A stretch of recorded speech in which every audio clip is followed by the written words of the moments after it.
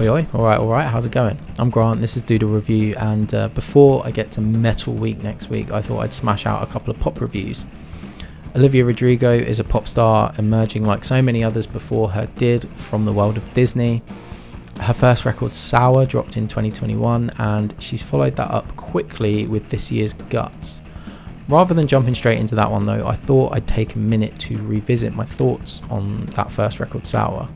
So here goes, let's check it out.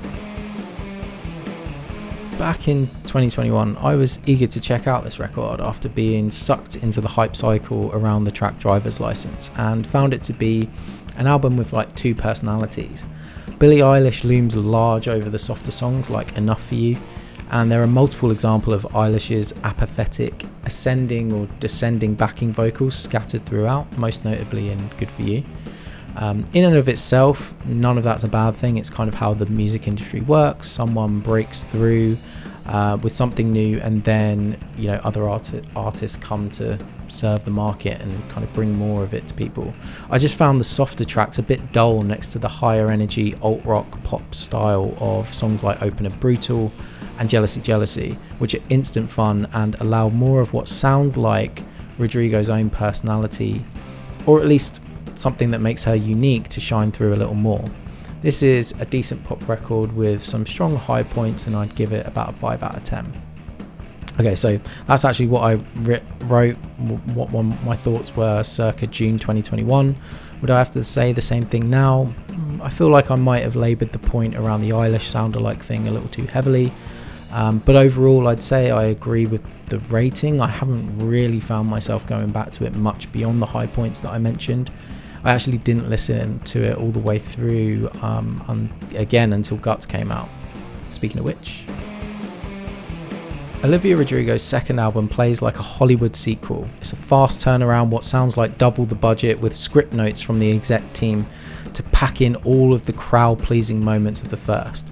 Much ink is spilled over the corporate interference that stymies great art. Rarely do we talk about the instances where those commercial directives pay off. Guts, to me, falls actually into that category. In my opinion, this record manages to magnify the unique aspects of Rodrigo that we got on Sour, while dialing back on the production's attempts to fit in with other artists that record was guilty of sometimes. The first cut, All American Bitch, is a fantastic misdirect. The opening track on Sour, Brutal, with its nod to Elvis Costello's Pump It Up, was one of the immediate highlights of that record, and it would only seem right that on this blockbuster sophomore record we'd be getting a similar track.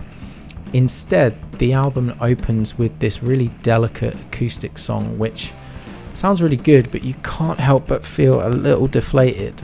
And just as you get over yourself and reacclimatise to this new approach, the chorus explodes in, giving us the blast of power pop guitars we were yearning for, with that misdirect and surprise leaving us clapping like a bunch of happy seals at feeding time.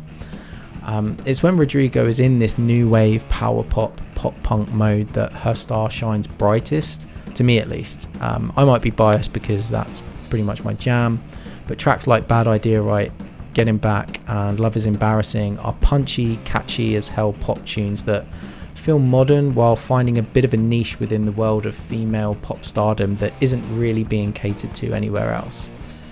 In hindsight, it now seems like the moments on Sour that attempted to crib from other in vogue sounds like Billie Eilish were a kind of hedge your bets tactic in case songs like Good For You maybe just didn't make the impact that they ultimately did.